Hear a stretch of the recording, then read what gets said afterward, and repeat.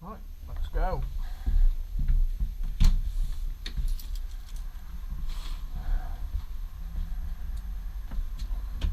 Okay, well, I've not had a chance to use my GoPro much really because of the rubbish weather we've had and the fact that you can see that, but we're in the process of selling our house. Well, we have sold our house, so we've been pretty busy.